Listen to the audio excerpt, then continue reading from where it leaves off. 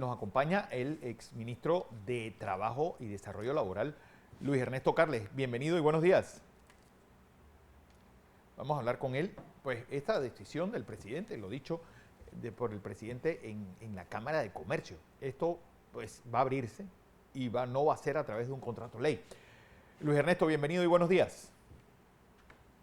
Bueno, que conoce bien ese área, no solamente fue Tiene que activar su audio. fue ministro, sino que también fue diputado por el área. Ya lo tenemos activado. Sí, Perfecto. buenos días. Ahora sí, buenos días.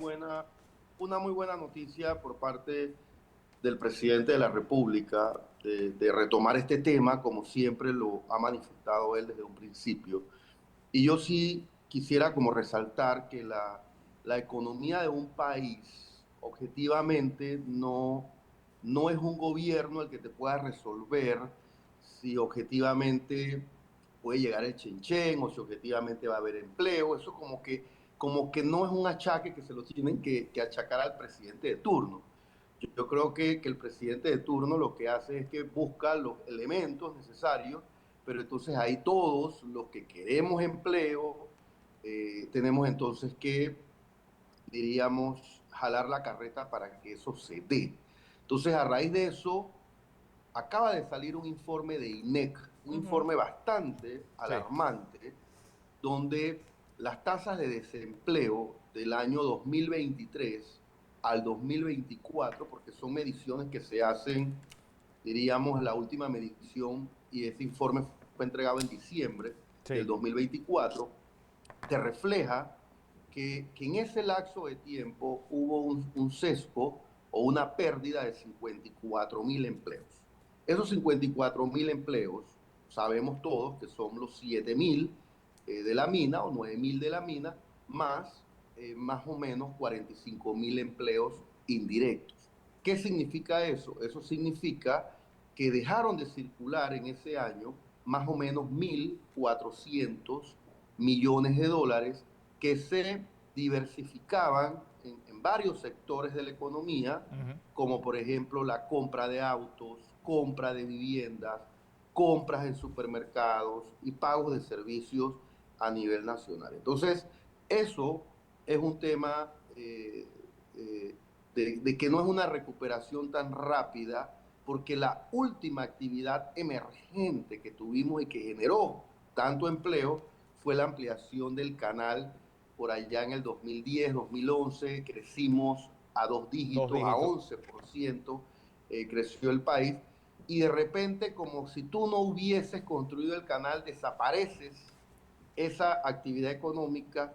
Entonces eso fue lo que sucedió con la mina. Y nos guste o no nos guste escucharlo, porque hay la mayoría de lo que tú estás evaluando y viendo en las encuestas y en los sondeos, sí reconocen lo que dice INEC. Lo que dice INEC no es algo nuevo, es algo real, y para nosotros poder recuperar ese crecimiento económico que era sobresaliente en la región, donde Panamá crecía un 7% a un 6%, CEPAL, por ejemplo, lo proyectó en 3.7 en el año 2025, es decir, que no somos sobresalientes en la región, producto de que perdimos el grado de inversión y producto que afectamos la seguridad jurídica, no solamente de la actividad económica minera, sino de un número determinado de otros sectores de la economía. Y entonces esto, Fernando, se riega dentro de los inversionistas no nacionales, sino dentro de los inversionistas extranjeros. Por ejemplo, nosotros en los últimos 3 años hemos dejado de percibir 4.300 millones de dólares en inversión extranjera directa en comparación con otros lustros, en comparación con lo que sucedió en el 2010, 2012, 2016, 2018, cómo Panamá ha ido bajando y la competitividad en inversión extranjera directa nos las está arrebatando República Dominicana. No, es que no solamente eso, Luis Costa Ernesto, Rica sino y otros países, ¿no? Que ahora mismo, pues, ¿cuántos serían los ingresos del país con el cobre marcando máximos históricos? Por eso, y lo que nosotros tenemos que defender, yo por ejemplo defiendo el empleo, yo quiero que mira, esa fuente es una fuente de un recurso que está permitido en la Constitución, que hay que renegociar a través de una voluntad, como bien lo ha dicho el presidente de la República, y que nosotros los que Estamos Sí. hablando con Luis Ernesto Carles. 20, 30, 40 veces y desmentir todas aquellas falsedades que circulan. Por ejemplo, el uso del recurso mineral es un uso tan necesario, por ejemplo, para el uso de los dispositivos, para el uso de los dispositivos móviles, me refiero, Sí. para los relojes. Por ejemplo, las casas se construyen no con madera, no solamente se construyen con hierro. Entonces, al final la economía mundial se mueve alrededor de los recursos minerales. Entonces, objetivamente lo que tú tienes que hacer es establecer una negociación, establecer un marco de apertura y poder derrumbar las falsedades.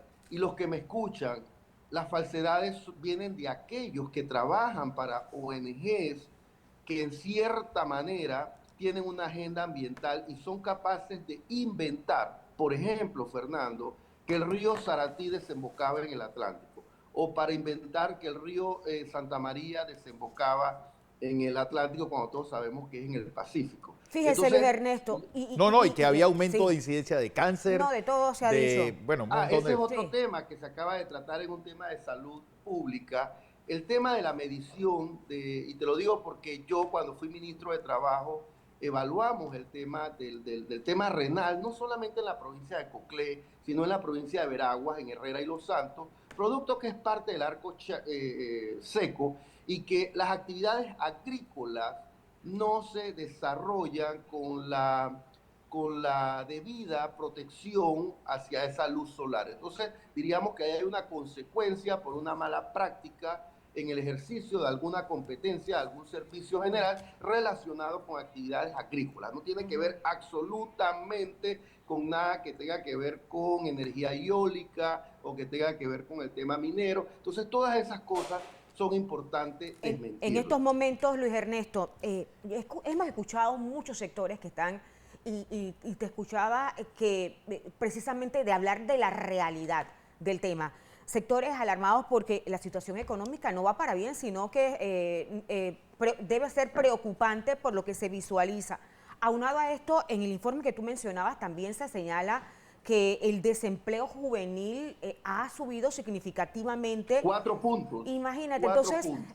¿hacia dónde nos enfrentamos si no se toman Pero los correctivos necesarios? A la larga, Luis Ernesto, es que el egoísmo de gente que decía, bueno, que queden De desempleados. gente que sí tiene trabajo, Sí, Fernando. sí. Y la El pregunta egoísmo que de yo gente siempre que me he sí hecho tiene es, trabajo. ¿quién le paga a estos tipos? Porque que tengan 3 entrevistas semanales, Y- tú lo ves en cuantos foros se inventan. Es decir, alguien no puede Mira, estar de ocioso todo el tiempo. Tengo aquí información del informe que dio la Caja del Seguro Social en ese último trimestre. Y en ese último trimestre, la planilla de la empresa, diríamos, administradora del proyecto, era de 7.011 trabajadores. Pero aparte de eso, había alrededor de 14 subcontratistas que tenían una relación directa con ese proyecto.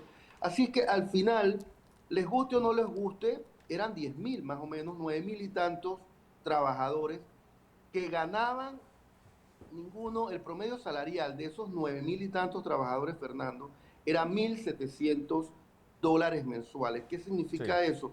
Estás doblando, casi doblando y un medio más el salario mínimo. Si de esos 1.700 mensuales, tú lo diversificas, tú de cada 1.700 tú determinas $400 mensuales en gasto para compra de canasta básica familiar, en gastos para pago de colegiatura, de universidad, de un empréstito de bien inmueble, de un empréstito de un bien mueble, por ejemplo, de un carro. Entonces, todo eso que dejó de existir afectó a los supermercados, afectó a la farmacia, afectó al transporte, afectó al banco. Y como dice OIT, porque OIT también acaba de lanzar el panorama de la expectativa de empleo 2025 para América Latina, y OIT recomienda 3 cosas a los países que somos parte de la OIT. Primero, hay que promover las inversiones. Entonces, cuando me vienen con esas ideas, dije que hay que acabar con la empresa privada. ¿Cómo vas a acabar con la empresa privada si Sí. la empresa privada es la que te genera empleo para que tú puedas entonces tener un país con mayor prosperidad? Dos, tienes que cuidar esas plazas de empleo. Entonces aquí nadie ha abogado por esos 9.000 trabajadores más esos 45.000 empleos indirectos, porque el trabajo termina siendo un derecho humano, el derecho humano a tener un salario, el derecho humano a tener acceso a la seguridad social, y todos esos empleos que estaban de manera directa e indirecta a esa actividad económica eran buenos empleos, no eran empleos precarios, no eran empleos con salarios bajos, y sobre todo, Fernando, con mano de obra panameña, porque también tenemos que estudiar quiénes trabajaban en la mina. Entonces, los que trabajaban en la mina era precisamente lo que tú dices, Virna, los egresados de la Universidad Tecnológica, Imagínate. los egresados de la Universidad de Panamá, que tienen que ver con carreras afines, los egresados del INADE, y por eso también se creó el ICSE, para crear competencias técnicas, porque de esos 9.000 trabajadores directos, más o menos 4.000 necesitan una formación entre 15 y 16 años. ¿Qué significa una formación entre 15 y 16 años?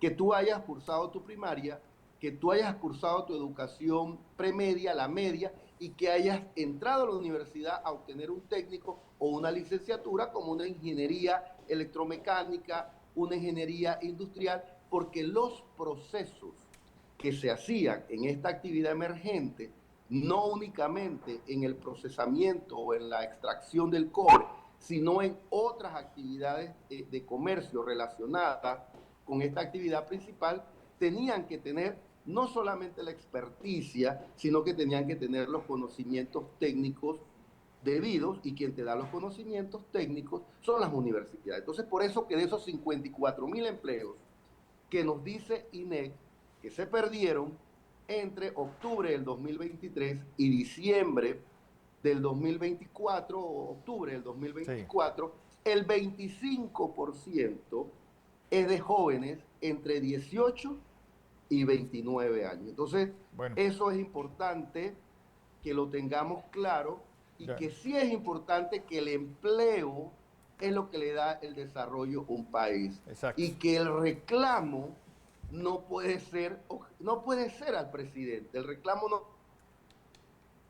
Bueno, estamos hablando con Luis Ernesto Carles. Que hacer todos. Así es. Y todos tenemos que alzar nuestra voz para poder levantar nuestra economía, devolver la seguridad jurídica, que venga la inversión extranjera directa y que puedan venir los empleos, que es lo que todos estamos esperando. Así es. Bueno, así andan las cosas. Luis Ernesto Carles, gracias por esta entrevista desde el área de allá de Coclé del Norte.